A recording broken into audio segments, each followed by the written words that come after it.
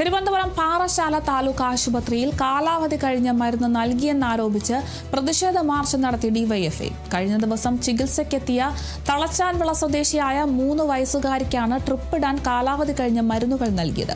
കഴിഞ്ഞ ഏപ്രിൽ കാലാവധി കഴിഞ്ഞ മരുന്നാണ് കുട്ടിക്ക് ട്രിപ്പിട്ടത്. ഇത് ശ്രദ്ധയിൽപ്പെട്ട കുട്ടിയുടെ രക്ഷിതാക്കൾ ബഹളം വെച്ചതിനെ തുടർന്ന് ആശുപത്രി അധികൃതർ മരുന്ന് മാറ്റി നൽകി. കുട്ടിയെ പിന്നീട് മറ്റൊരു ആശുപത്രിയിലേക്ക് മാറ്റിയിട്ടുണ്ട്. കുട്ടിയുടെ രക്ഷിതാക്കൾ വിഷയത്തിൽ പരാതിയുമായി എത്തിയിരുന്നില്ല എന്നാണ് ആശുപത്രിയുടെ വിശദീകരണം. ആശുപത്രിയിലേക്ക് ഡിവൈഎഫ്ഐ നടത്തിയ പ്രതിഷേധ മാർച്ച് പോലീസ് തടഞ്ഞു. 2 വയസ്സ് മാത്രം പ്രായമുള്ള ഒരു കുട്ടി ഇവിടെ സുഖമില്ലാതെ വന്നപ്പോൾ ഇവിടുത്തെ ഡോക്ടറിൻ്റെയും നേഴ്സുമാരുടെയും അനാസ്ഥ കാരണം ഡേറ്റ് കഴിഞ്ഞ മരുന്നുകളാണ് ഇന്നലെ നൽകിയത്.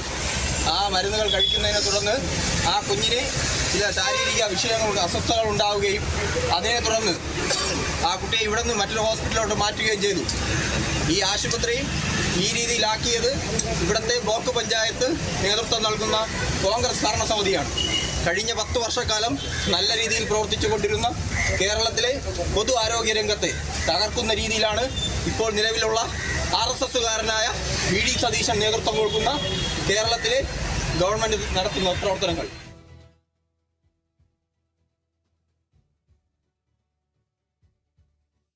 പുതുക്കാട് കൃഷിഭവനിൽ നിന്നും മൂർഖൻ പാമ്പിനെ പിടികൂടി. കൃഷിഭവനിലെ അലമാരയുടെ മുകളിലാണ് പാമ്പിനെ കണ്ടെത്തിയത്.